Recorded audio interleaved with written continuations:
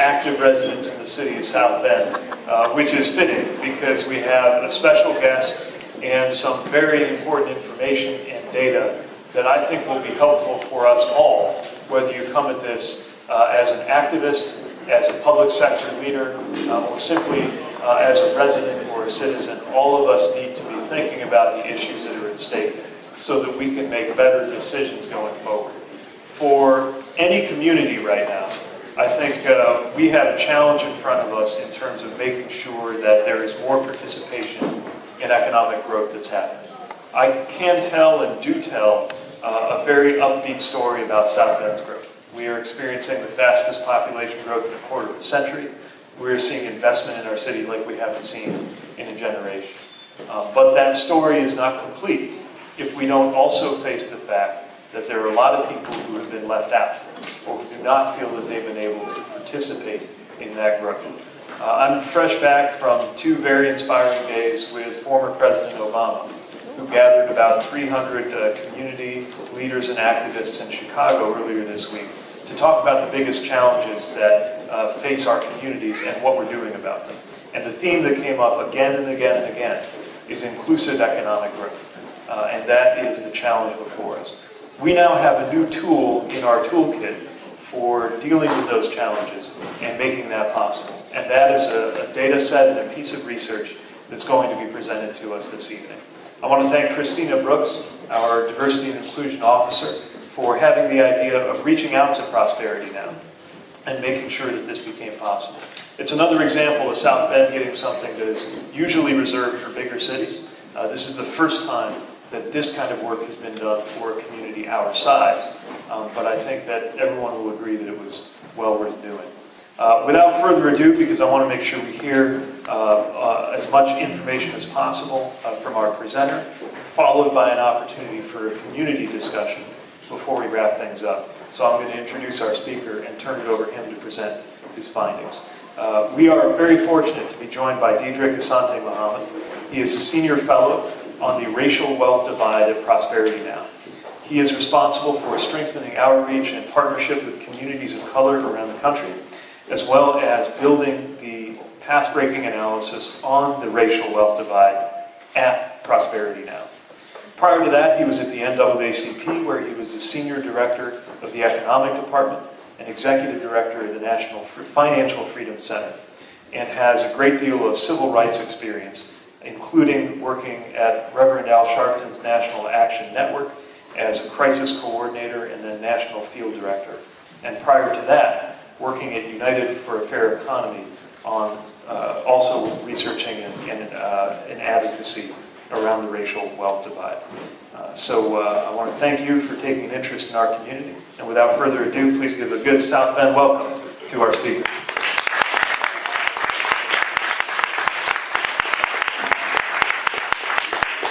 Thank you all for coming out. The mayor's office has been treating me very well. I got to go, what was the name of the place? Was it Frankie's? Frankie's, had some ribs real quick, and even got a great tour of some of the area. I guess I first want to highlight, I in no way consider myself an expert on South Bend. What my expertise comes in is looking at this issue around what we could say the racial wealth divide and how that's affecting and challenging communities across the country. As the mayor had mentioned, we've done these racial wealth divide data profiles before other cities, Chicago, Baltimore, New Orleans, and Miami. And we did it through a grant through JP Morgan Chase Bank. But with South Bend was the first city to say, hey, can you come do this for us? Even though it wasn't a part of a larger grant. We were very excited to do it, and I think there's a lot of strong learnings from it. So I want to first just start off talking a little bit about what I mean by the racial wealth divide, what I think are the challenges kind of nationally around this issue, and then get into South Bend. Because I've been to a lot of communities, and a lot of people, oftentimes we look at the community so much, they think that the challenges is really solely about what's happening in their community. But what we're seeing in communities across the country is that there's these issues nationally, and each city has a unique pathway forward in trying to address them. So I'm going to try to go too fast. So this slide, I just like to give historic context. And, I did a lot of civil rights work. I used to work in multicultural centers. I worked at maximum security prison for women. I've always had this issue about how we deal with racial inequality. And after kind of years of work, what became clear, and even reading a lot of texts by King or Stokely Carmichael, various people, is that this understanding that racial inequality has always had economic inequality at its foundation. Oftentimes we talk about racial inequality, we talk about race relations, and there's this idea that it's the way individuals are treating each other, and that's the issue. But race relations in this country has never primarily been about that. It wasn't bad individual relations that led to slavery, right? It was the want of wealth. It wanted to take people who could be their wealth and then develop more wealth for other people. It wasn't bad personal relations that led to the taking of Native American land. It was quest for wealth and economic development at the expense of others. That has been the foundation of racial inequality in this country, and that's why in 2017, we still have this great racial divide, even though a lot of social issues have been agreed upon and moved forward on in many different ways. Of course, there's still many great social problems as well. But to me, that's a key part of the analysis. And then the foundation of racial economic inequality is wealth inequality. And I'll get a little bit about what I mean about wealth in a minute. We can go to the next slide. I'm going to skip that slide. Let's do something. Let's do the next one. As mentioned, I used to head the NAACP National Economic Department. And people sometimes say to me, oh, well, that's interesting. Why is the NAACP getting involved in this economic stuff? I thought you were a civil rights organization. And I'm just saying all this to help highlight that, it's always, over the last 10 years, there's been a lot more public discussion around racial wealth inequality, racial economic inequality. But people who've been fighting for racial equality have always understood economics was key, right? A lot of people forget that the Martin Luther King speech, I Have a Dream speech, they say it was at the March on Washington, but they don't finish it. It was the March on Washington for freedom and jobs, right? There was an understanding in '63 economics was key. In 1963, African Americans had twice the unemployment rate of whites. In 2017, African Americans have twice the unemployment rate of whites, right? So there have been places where we're not making progress. And there's a general line around racial inequality that, well, we're not where we want to be in terms of racial equity, but we're getting there. But when you look at racial economic inequality, you start to see, no, we're not getting there. And it's very clear in the numbers. And this is just, just go back one more. Just go back. I just want to highlight one thing. If people have time of interest, there's a thing called the Freedom Budget of 1967. It was very interesting. It was when NAACP, Urban League, Dr. King's organization, SCLC, even more black radical figures like Stokely Carmichael, all signed on to a document put together by an economist to say, this is what it would take for America to bridge racial inequality in its budget, and create a U.S. budget to help move the country past racial inequality. They had a lot of important things that we're still talking about. Equitable tax and money policies, modern health services for all, a fight for an adequate minimum wage. Back in 1967, they were fighting for a minimum wage in today's dollars of about $14 an hour. But now across the country, they're fighting for a $15 minimum wage. So we're still fighting a lot of those same battles. And this document was #1 bestseller in '67, but it wasn't enacted. And it was kind of forgotten. And what we like to do is we like to remember the civil rights movement as successful. So we highlight the successes, but we ignore where they didn't have as much success. And that ignoring that is what, again, I think has led to ongoing inequality. So let's go to the next slide. So that's a little historical piece, kind of where I'm coming from. We also did a report, and I have a few in the back, called The Road to Zero Wealth, which again was more of a national report. Some people might have seen some information about it. I think it's helpful to understand nationally what racial economic inequality, racial wealth divide looks like. Let's go to the next slide. One thing I guess I should first highlight is understanding wealth, right? Oftentimes when people are looking at how are you doing economically, they just look at your income, right? If you're making a certain amount of income, oh, you're doing pretty well, you're financially secure. We think this idea of wealth is actually a much better indicator of how you're doing, of the likelihood of how your kids will do, of how you're going to survive economics ups and downs. And the idea of wealth is pretty much your kind of assets minus your debts, meaning whatever you have in your savings account, if you have a little retirement pension fund, if you own a home and have equity in your home, all that added together minus your debts. This is 2013 data. If you look at, let's just look at the left side, the red side, African American, black, median wealth is $1.7 thousand. This is 2013. 2013 was a record low level of wealth for blacks and Latinos. It was lower than it was in the last 30 years, lower than 1983. And this wasn't talked enough about. Latinos' median wealth was $2,000. White median wealth was $116,000. So you see this massive divide, right? There's oftentimes we talk about an income divide. African Americans and Latinos make about 60 cents on every dollar that whites make in terms of income. But in terms of wealth, depending on how you measure, it can be as low as 15 cents. I've seen some estimates of 7 cents on every dollar that whites have in wealth. So the wealth divide is much worse than even the income divide. They'll both need to be addressed. So let's go to the next slide. And this shows just, again, the 30-year history. And again, I'm trying to highlight this idea that we're not on the path of bridging this inequality. This inequality is pretty constant. Whether it's recession period or the economy's growing, you don't see the gap between white wealth and black and Latino wealth at the bottom closing. There's been some new data for 2016 that isn't on this slide that shows that black wealth has started going up a bit. Black wealth is around $4,000. Latino wealth is around $6,000, so you see a little rise. And white wealth has gone up to $140,000.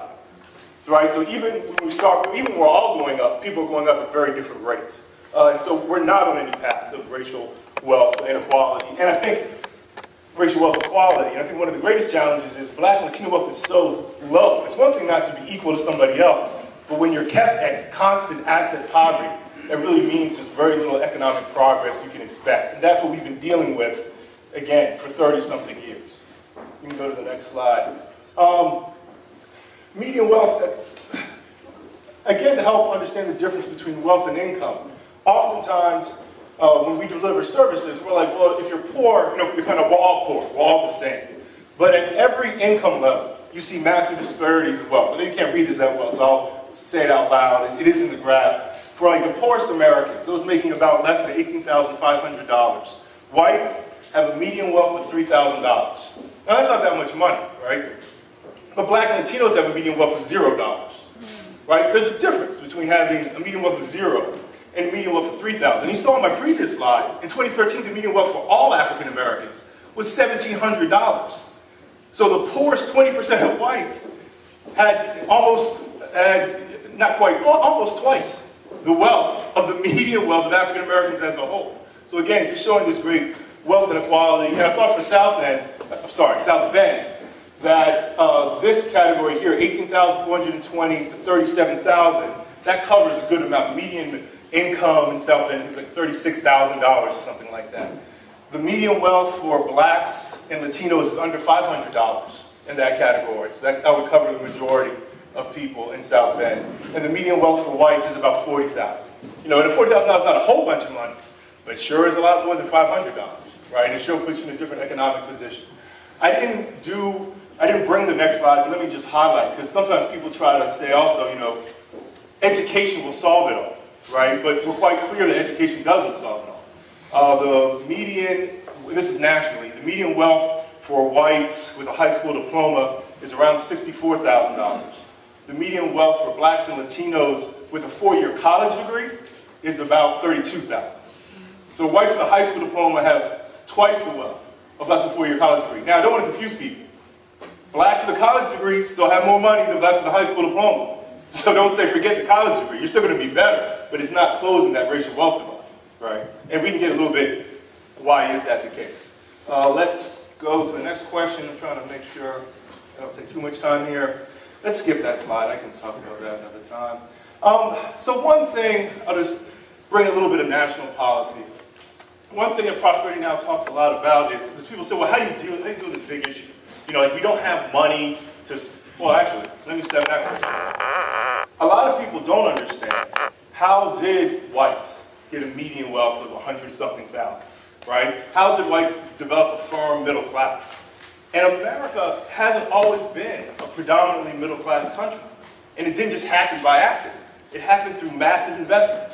It happened after the Great Depression, with the New Deal, particularly around World War II, with the GI Bill. The economy was booming, but you also had massive investments and subsidies in home ownership. You had massive subsidies in higher education. All of these things, of course, in the 40s and 50s, weren't given out equally. Right? And it's been estimated that more money was spent in investing in the American middle class in the 40s and 50s than was spent in rebuilding Europe after World War II. So there was a lot of investment that intentionally was never invested in communities of color.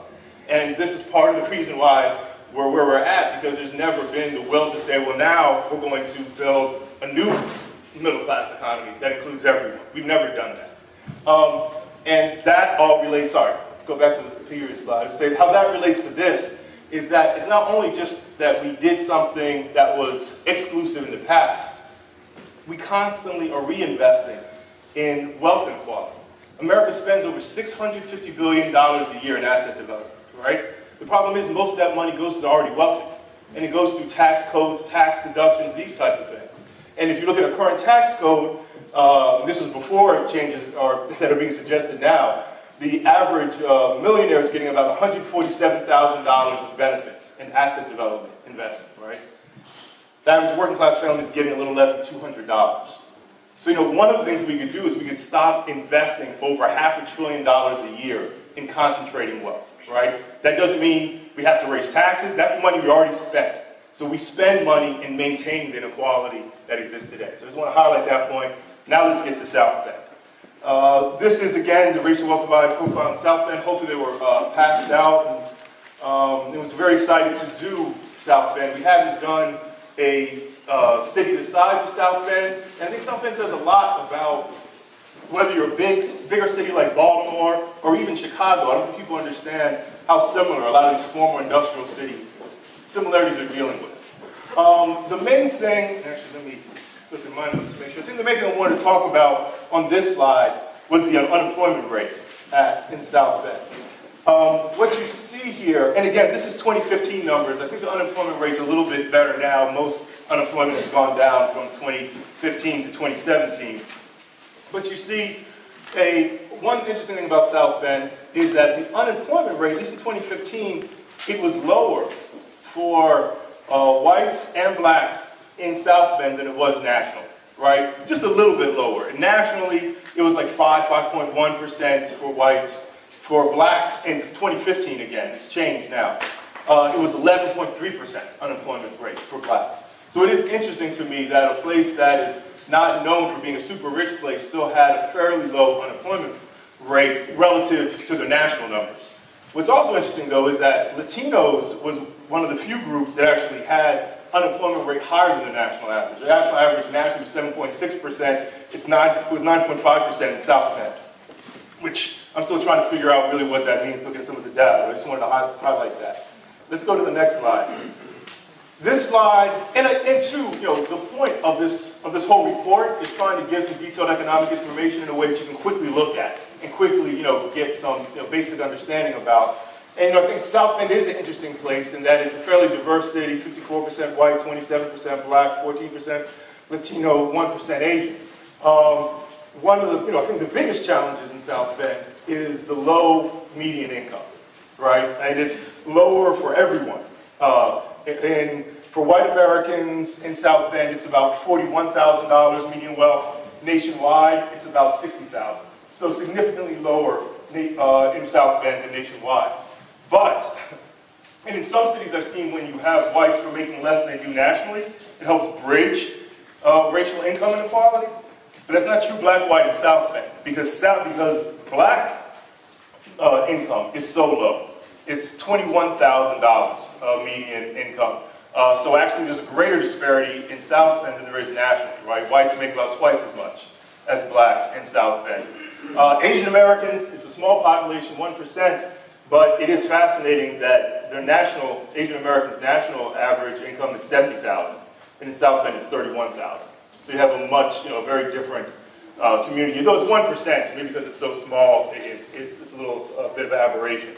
Latinos is the one population that is most close to their national average. I think the national average for Latinos is about 37,000 or 40,000, and in South Bend it's 35,000, which I find interesting that the Latino population, which I understand is one of the newer growing populations, is one that seems to be bringing more of the national numbers here. And I think dealing with some of the long-term economic, I think African American and white Americans here are much more connected to the long-term economic challenges that have been in South Bend. So let's go to the next slide. Let's focus on home ownership. I think there is a great opportunity and great challenge. I mean, I think one of the things about South Bend is even though the incomes are lower, you have much more affordability in terms of home prices. I'm looking at the top of my head, it's not on here, but I think the median home value for whites was like $90,000, median home value for blacks was $70,000, Latinos was $60,000. So it does create an affordability that is not in other places. Let me give you, for instance, Miami. The median income for blacks in Miami is $21,000, right? But you don't have a median home value of $70,000 or $90,000. Like, they're being completely pushed out of the city. And whites in Miami have a median income of $70,000. So you see this huge difference, like kind of just different plans. And you see that more commonly in a lot of cities, that the African Americans who are left are the poorest, and the whites who come in have the highest income. So in many cities, you have much greater racial economic inequality than you do even nationally. South Bend, it's a little bit different here. But getting back into home value, you would expect, one thing that has surprised me is I would expect a little bit better home ownership rates, since things are so expensive. But still, African Americans only have about a 35% home ownership rate.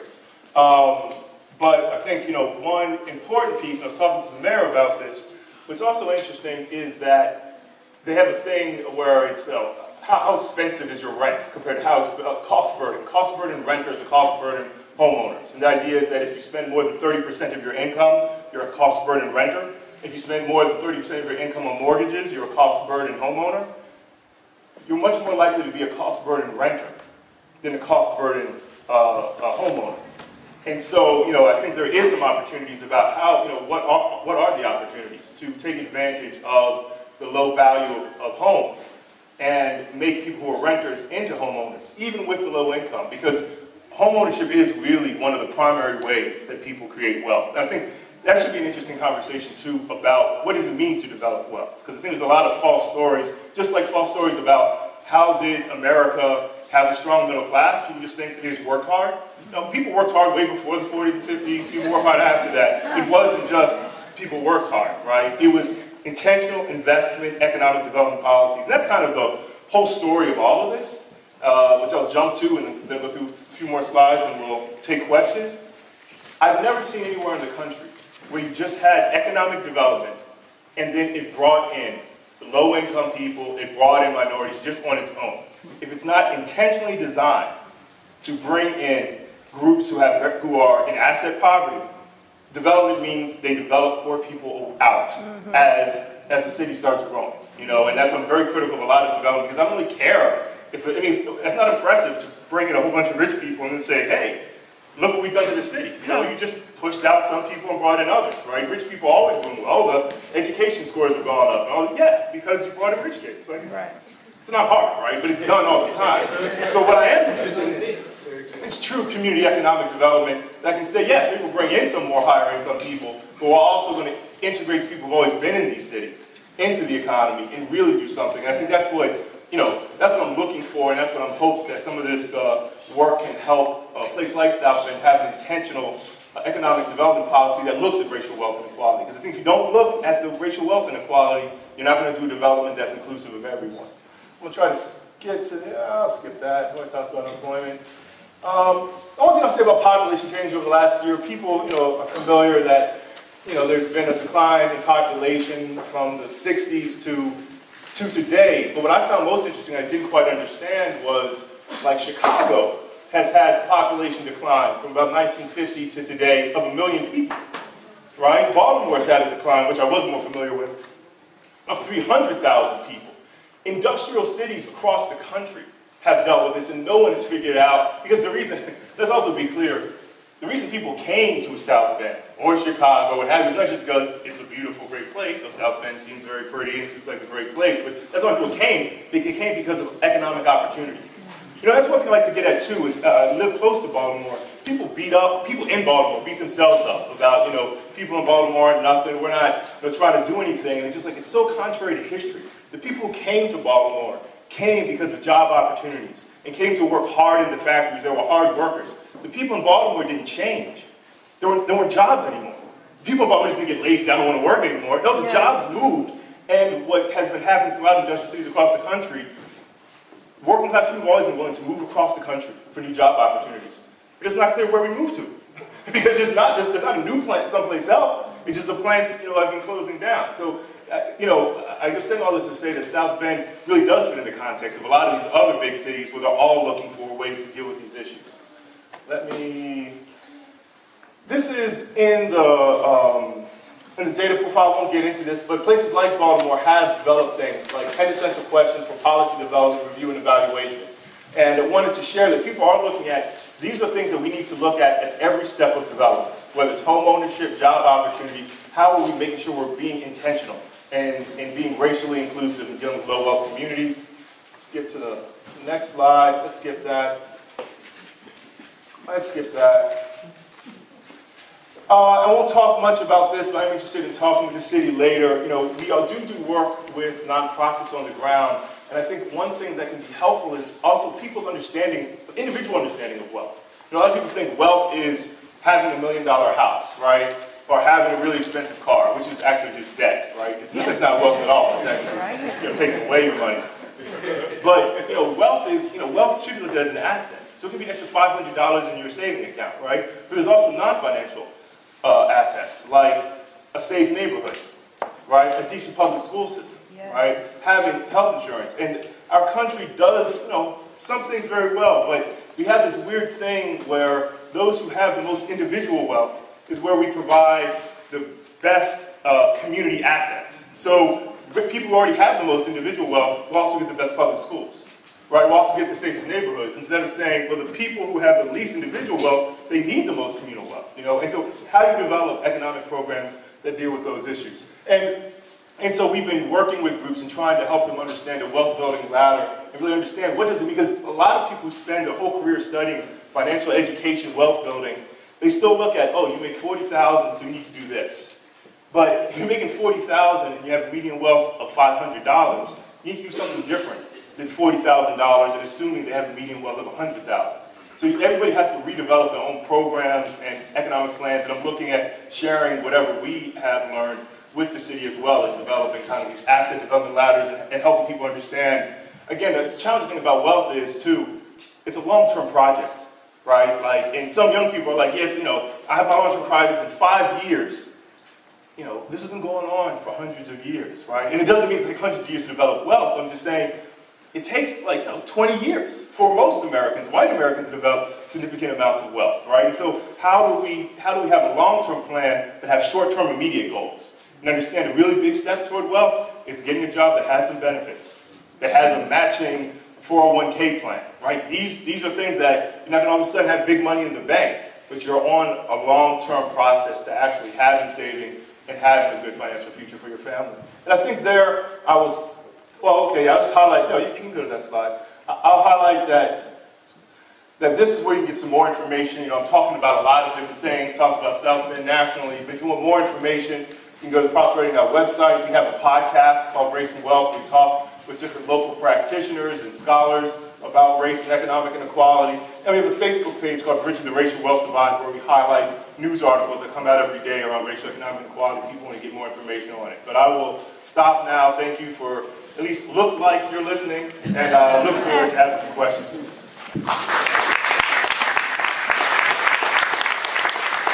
Thank you, Dedrick. So this is the portion of the evening where I come out to the audience and hand you the mic or I'll hold the mic and you ask questions.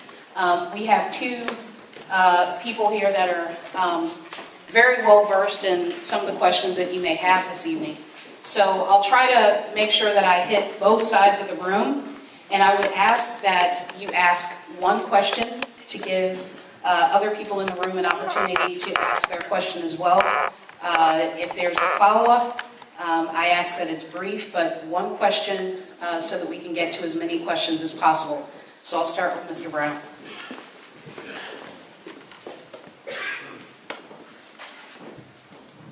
Your presentation was very nice, and I really understand it. But the thing that you didn't tell me was this. Those that got it, which are the whites, they are trying not to spread it out. When they bring factors in here, there's all kinds of ways of manipulation where the poor people have problems, different ways where they can't get into their job markets. Now, they're bringing in, they're doing a beautiful job, what I said. They are displacing old houses. I think the mayor, I commend him for that. But what you are not telling me is, once you tear down that old house and you put a new house, how can I own that house? I got poor credit. I can't get the loan. The people that are putting in charge of this project already said, because I have sitting on each council, where in my face, they said there's hopes and dreams for you. But behind my back, the word was, I ain't got time to deal with the person with poor credit. So, I understand your presentation. I'm not going to take a lot of time. Maybe you can touch on it or leave some literature. We at the bottom, we need help. Tell us how to get there. Yes, sir. I first want to give opportunity, because the mayor and I were talking about this issue. I just want to see if you want to start off, and then I can jump in about affordable housing challenges. Sure, I'll be brief because I think you've had a chance to hear what I think about this, but one of the challenges is we've got to find a way to make it easier to get financing for the houses that are in the lower bracket in terms of their price. They're still good houses, and yet they're somehow out of reach, right, for a lot of people because we're seeing evidence that the banks don't want to finance that. So we know that's one step that'll make a difference. And we can talk about other policy interventions, but let me turn it over to you.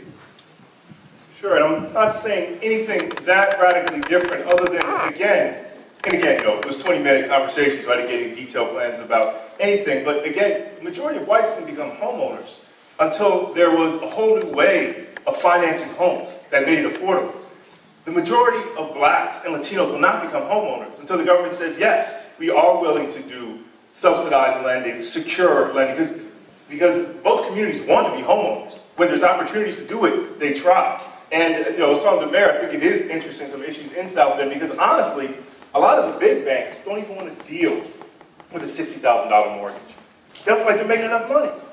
A lot of real estate agents don't want to do with that. So that's why there has to be much more of a public-private partnership. There's things like CDFIs. I keep forgetting the name of the organization in South Carolina, where you're having lending institutions that are focused on serving low and moderate income people and developing plans that, because particularly if a home is $60,000 or what have you, and you're paying $400, $500 for mortgage, that's something that even someone at $25,000, $30,000 could manage if you gave them the right lending product. So it is possible. I see that it's not here. I mean, it's not here in large numbers, but I do think, there are some unique small programs in different parts of the country, but how do you really get that out there? And I do think a place like South Bend, where you have affordable housing, could be a place where actually you could see some significant movement. Because again, when you're in a city like Chicago, and it's 2.6 million people, it's hard to see the impact. When you're a city of 100,000, you get 1,000 people in a house. That's something. You move something. So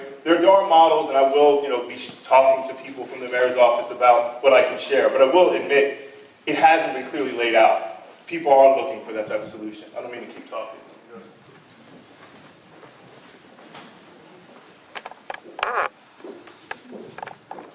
Good evening. I wish I could have 20 minutes, but I don't. One question. I understand that. What I would like to say is that I understood the history lesson. I understood the civil rights movement. That brought us closer to having a seat at the table. Not necessarily talking about the wealth divide. That was for us to have legislators, local, statewide, and nationals, to have a chance to get a seat at the table, because we were talking about voting rights at that point. So since we had that opportunity to vote, we didn't vote people in to do certain things for us. Those certain things is to make sure money is transitioned in such a way that is equitable within your community. What I find very odd about these conversations, because I don't like these conversations, is that we know what the problem is. Our local legislators, our state legislators, our mayors, our mayor, our presidents look over those who need the most, and they go where the money is that pays for their campaign. And so what happens is that when we have these conversations, we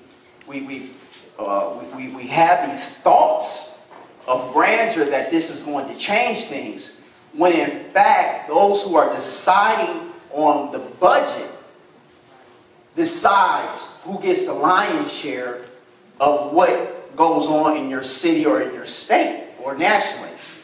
So what I'm getting at is that those things are great. We appreciate it. That's what we live in. South Bend right now, I'm giving you my question. South Bend right now has a ordinance that I helped co-sponsor several years ago. That ordinance is the NBE-WBE ordinance. Over the last few years, and leading out, it's going to be $1.7 billion, B with a billion, worth of construction projects. Legislation I put passed after that for the corridor project has people working construction, getting there. What I'm getting at is that no one of those projects look like me. Okay? We have an ordinance on the books that says and suggests that these things are supposed to happen. We're currently having this conversation because of that ordinance. We're still having that conversation. My question is when do we stop having these conversations and start holding the folks that are supposed to be accountable to us to ensure the fact that we have equity in our neighborhoods, in our schools, in our surrounding areas, so that we can say, hey, we're getting something that we call the American dream. And in fact, when that doesn't happen, we continue to see crime, prostitution, drug trade, and all the other things that we're famous for.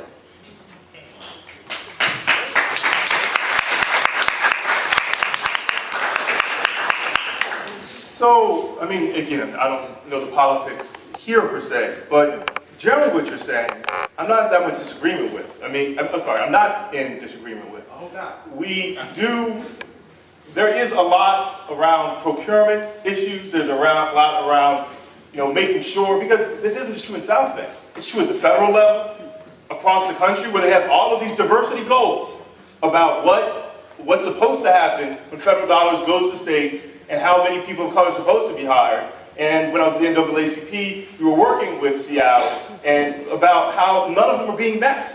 I've talked with federal officials on that. So my highlighting the data, which I think a lot of people still don't quite understand, wasn't meant all we should do is think about the data. There does need to be action and movement on this, and we have Prosperty now has a group called the Asset and Opportunity Network of local groups that focus on fighting at the state legislative level on those types of issues. So I am in agreement about those things, but I do think actually that a lot of people still don't understand, like the level of racial economic inequality that exists. So yeah, and so I do think that we have, I think I do agree, well, actually let me just say even historically, and I think what I did say, the country hasn't decided that it has the will to invest in these communities. They never did, right? And that is an ongoing fight. I don't have an easy solution about, well, how do I make the country decide that, yes, we do care about being inclusive among communities of color and low-wealth people. But clearly it is going to be a fight. It's going to be an advocacy fight. It's going to be a civil rights fight. And, I'm hoping some of this information can be helpful for that. If it's not, I'm sorry it wasn't helpful for that, but we do also have some advocacy organizing that will connect you to, and maybe you'll find some of that of interest. Let me get on this side and then I'll come back.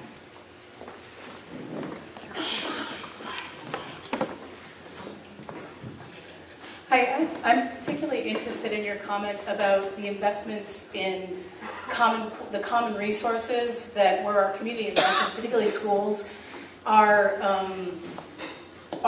a way to equalize wealth rather than keep it concentrated. And when you're dealing at the municipal level with the types of cities that and a lot of these challenges occur at the state and the federal level as well, where you talk about state equalization formulas that are supposed to redistribute funding back to the lower income school districts and things like that, or just the ways that funds are redistributed, but you're focusing on the municipal level. What have you seen? I mean, like, I think in terms of like Minneapolis and tax-based sharing and some of the things that they do to try and bring those outlying areas' wealth back into the city for the sake of common resources like schools. But what have you seen that works as far as dealing with issues at the municipal level when they're actually, there's multiple scales at which they're kind of reinforcing the problem?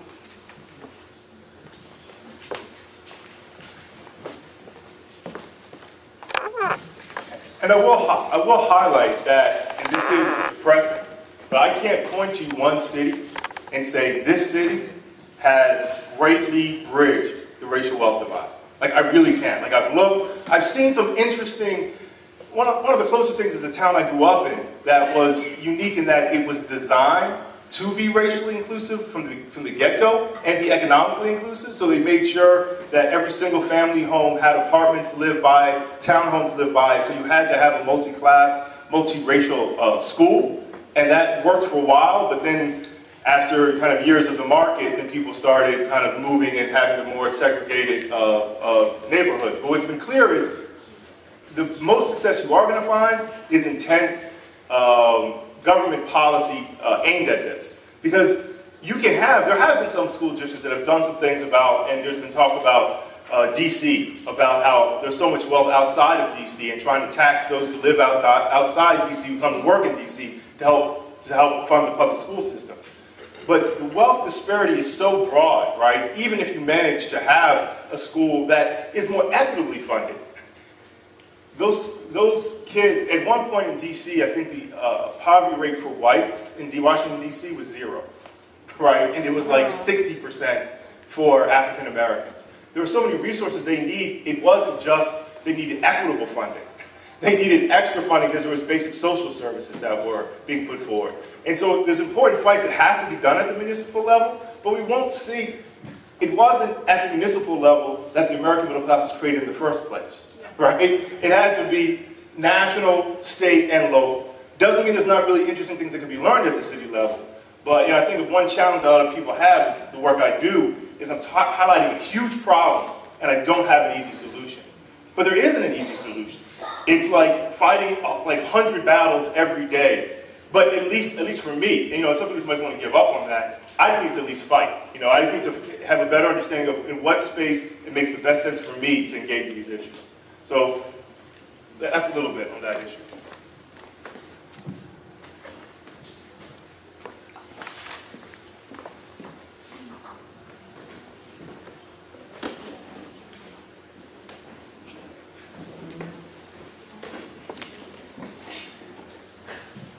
Hello, my name is Antonio Snow. So, thinking back to what you were saying about how wealth was created or middle classes were created, right? Yes, sir. And looking at the reality that a lot of the wealth was amassed before segregation was in. And also looking at the nature or the behaviors that our white counterparts or just our more affluent counterparts in all communities across the nation display, it's very apparent to me that the weighting on resources from government and from municipalities may not be the appropriate method by which we start to secure our financial situation.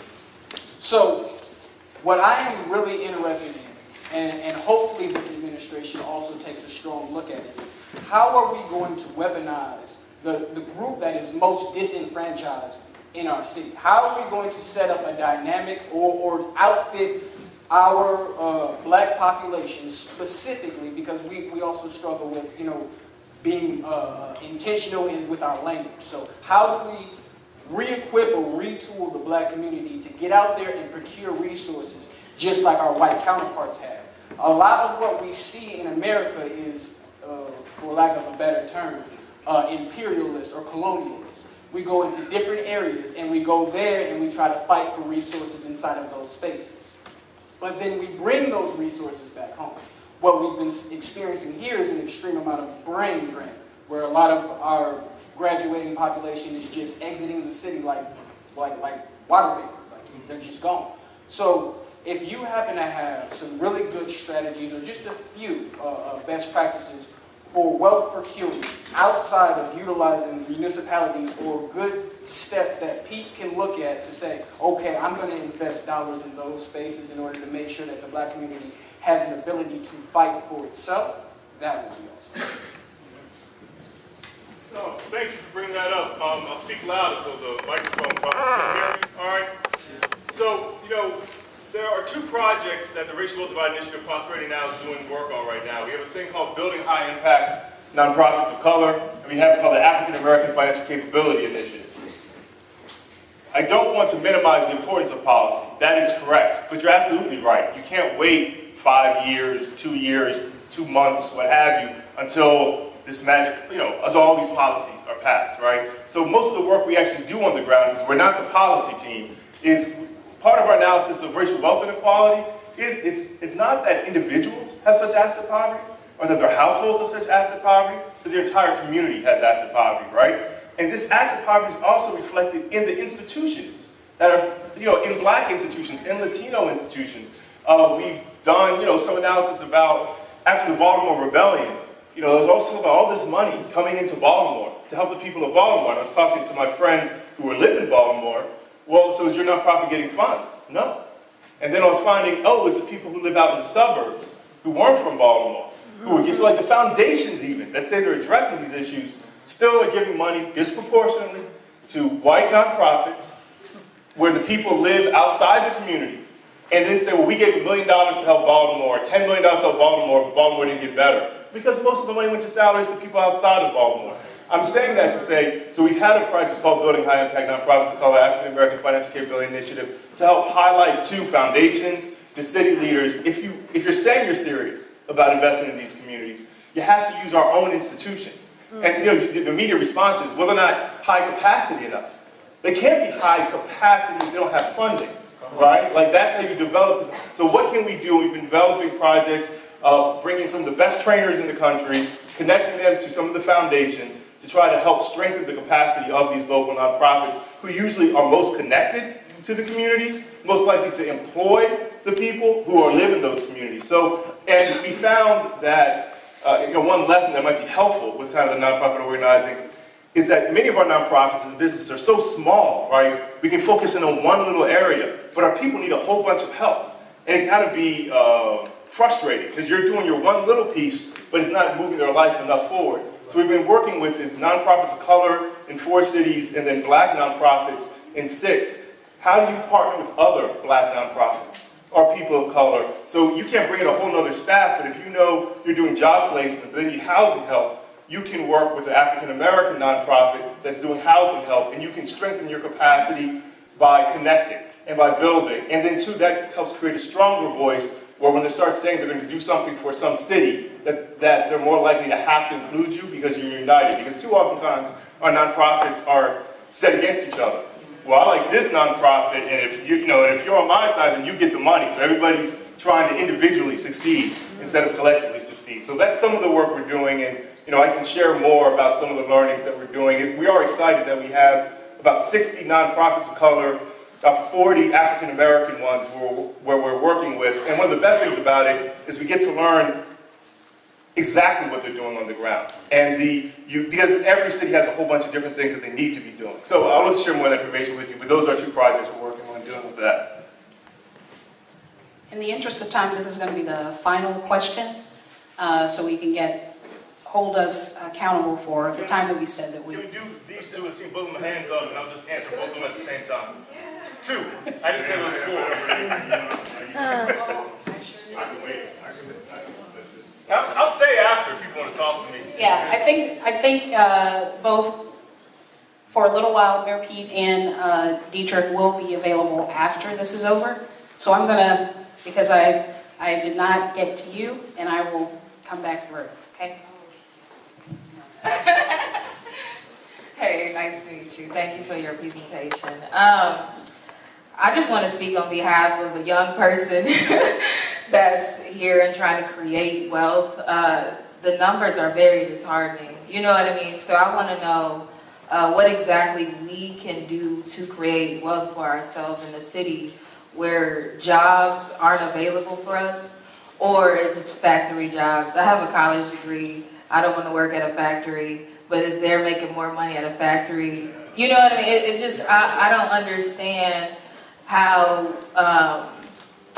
I've been here for a couple of years now. I don't understand how, one, the job unemployment rate has steady increased. We're seeing an influx of African American young people who just recently graduated college, leaving the city because there isn't jobs for us. So I'm wondering, how can we create wealth in the city where we can't even get jobs?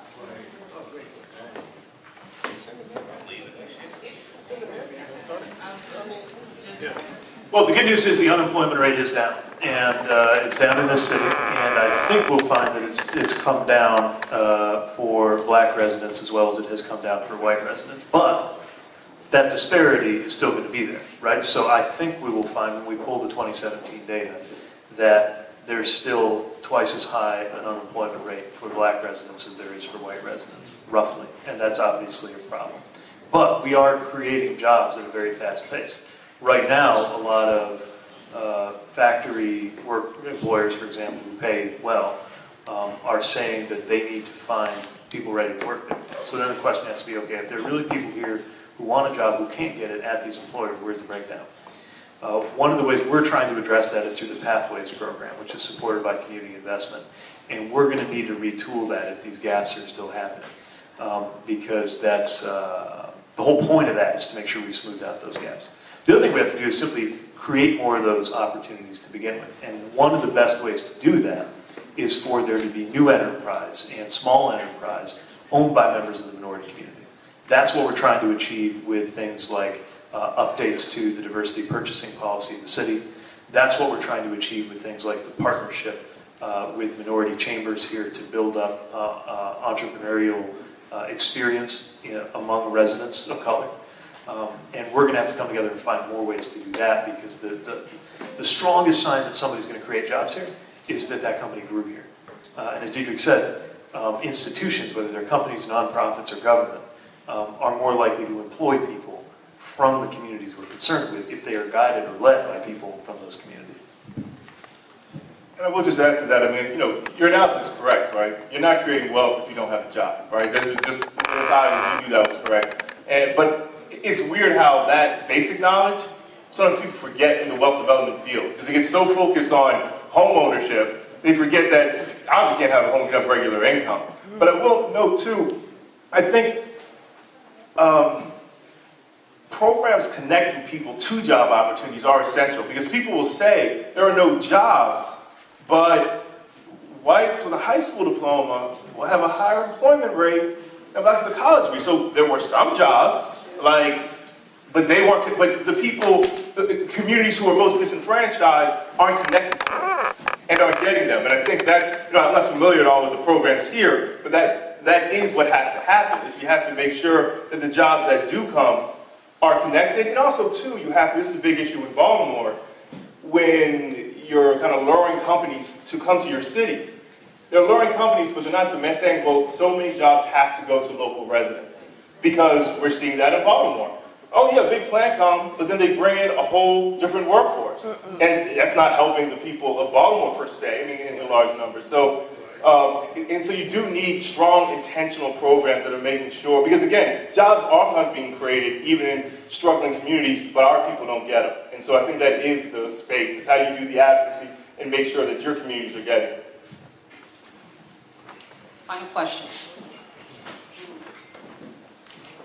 Pastor Darren Washington, my first question is I would like to get with you about your center doing work with churches to build wealth so the churches can help people in the community and not lose the prophetic voice, because we're trying to get close to elected officials instead of doing what we're supposed to do in the community. I would like to talk to you about that, because a lot of people go to church, they give their tithes and offerings, and there should be strategic ways that money can be invested and go back out into the community. And we see other churches do it across the country, but it would be here.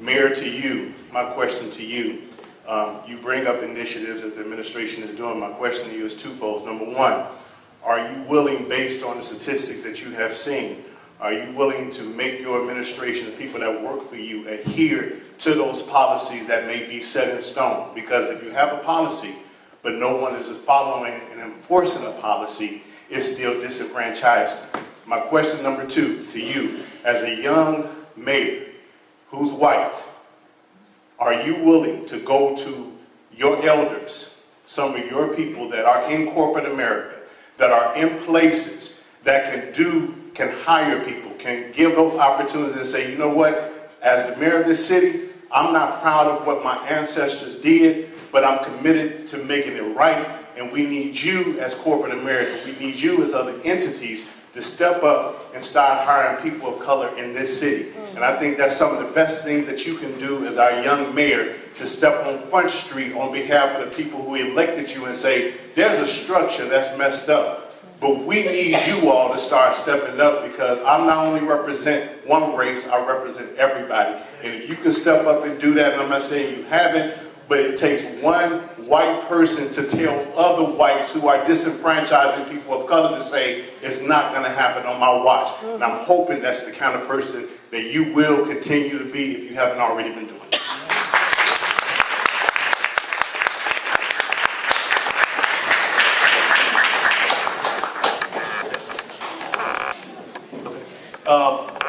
I'll be brief because I know time's up, but yeah, when you see those numbers and you see that the bar for white residents is up here and minority residents is here, those two things are related to each other, right? And we know that. So the answer to your first question is yes. The answer to your second question is yes, but here's part of the problem.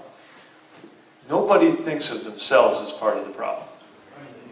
If you go to somebody who is from a position of privilege and a position of power or wealth and bring up this issue, they're not going to say, well, I have been systematically oppressing some segment of the population and I regret it and I'm going to change that.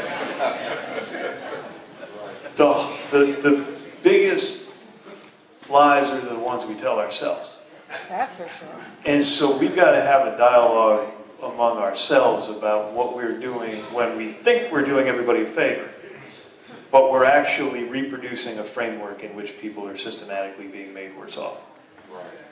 And the first step to dealing with that is knowledge. And that's where I think the data we've gathered here is powerful and helpful. So in terms of intentions, I am right with you. In terms of effectiveness, that's where you have to hold me accountable. You can do it, yeah. Yay!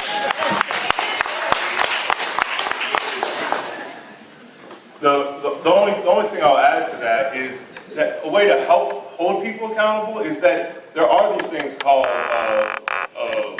racial equity audits. That people are saying, when you pass a policy, like you said, people are saying, no one says, I'm going to do this development and I'm going to disenfranchise people. They always promise, I'm going to do this development, everybody's going to benefit. But there's nothing to say we're going to track and really see who get what jobs, right? And like that there needs to be these audits, equity audits or racial equity audits on major development practices to make sure so it's documented about where the resources are going. And then of course there has to be advocates who say, well look, you try to do it again, you've already seen this doesn't work. So there are a lot of places that don't have this type of racial equity audits that I would also recommend as a tool and can connect people with some of these tools. Bro, we have an EEO report that comes out every 2 years, and that you're talking about, it worsens every 2 years. The report is delivered for blacks in South Bend, blacks that work for the city of South Bend. Every 2 years, and that data has gotten worse and worse over the last 7 years. No, I'll talk to you about. So that data is there. It has to be a will of the person that's in control to make that stuff happen. You go in there and you're finding every black person, making it hard for them, then they're not going to stay. No, I'll definitely talk to you about the EEO reports versus racial equity audit, but I do agree with the will piece. You're absolutely right about the will piece.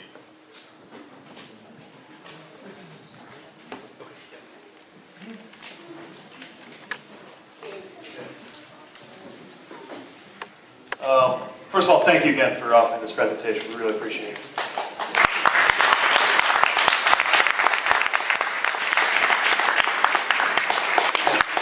I want to mention again, and thank you again for being willing to stay a little bit to continue the conversation, and thanks to everybody who's here. As we wrap up, I just wanted to offer a bit of an update on what some of the next steps are for South Bend. Because again, we've said that this is the beginning of a conversation, not something that we just package up and we say, okay, we've done our job. There is a lot to be discussed, first of all, in terms of plans for economic development that are coming. Some of the things I talked about just now, updating the Pathways program to make sure that it is connecting the people who are here with the jobs that are coming. Making sure that we continue our partnership with Work One, where we think we can take more steps, and so we'll be developing that with professional consulting. I want to make sure everybody knows about every Friday at Work One, the employment and training connections that goes on there that is intended to address just this fact. We have more business and development up ahead. We got that funded in the budget. And I should have acknowledged, I think I saw, speaking of local policy, at least 2 members of the South Bend Common Council here. Regina Williams-Preston is here. And did I see Councilwoman Broden here? Why don't you stand up just so people know you. Thank you. And continuing to work on that, not just in terms of this budget that we just had, but going forward. I also want to make sure that you have seen one of these flyers. If you haven't, they're over on the table. They have the dates of upcoming meetings of the Partnership for an Inclusive Economy.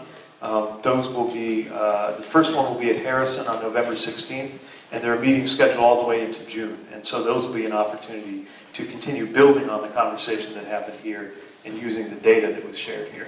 And a particular pleasure is to introduce student research teams. So part of what was going to happen at some of these meetings is that students from the community will be presenting their research, and it's really important to have the next generation included. I know most students have places that they were compelled to be this evening, but there may be a couple of people here, so I just want to introduce the names. We have a middle school team, which include, just stand up if you hear your name as I'm going through the names. Aaron Federico from St. Jude, Reed Matoyer from Good Shepherd, Sophia O'Brien from LaSalle Academy, Raina Brooks from Holy Cross, Ella Dopke from Good Shepherd, Benjamin Guerrero from LaSalle Academy, August Howell Bay, there's one of our student grade.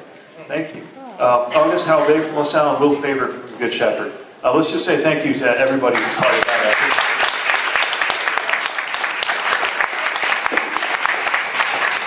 We're counting on you to help us figure this out, all right? And then we have a high school research team as well. That includes Dana Tabor from Clay, Cashlyn Biffle from St. Joe, Alok Agwik, I hope I said that right, from Washington, Stanley Rosenblit from Adams, Isabella Flores from Clay, Denny Grove from Washington High School, and Kamayoyo Walubita, also from Clay High School. So we're excited to have that high school group working with us too.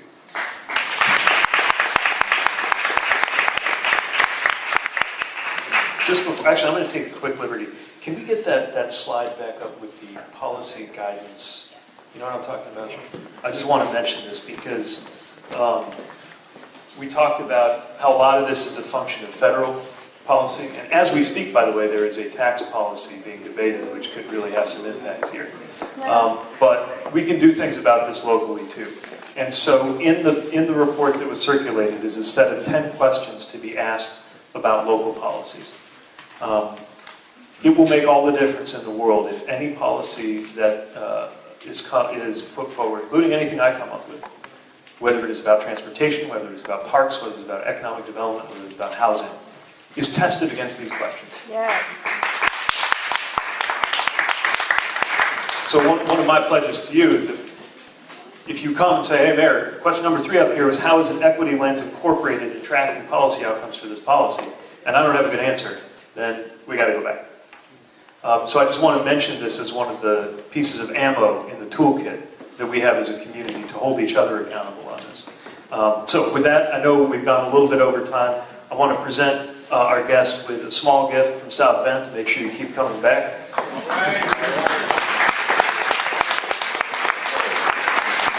I should have acknowledged the efforts, but I should have acknowledged the efforts of our photographer and organizer and jack of all trades, Edward, our community diversity and inclusion intern in the mayor's office. Thank you for everything you did to make this event happen. And with that, I wish you all a good night. Thank you.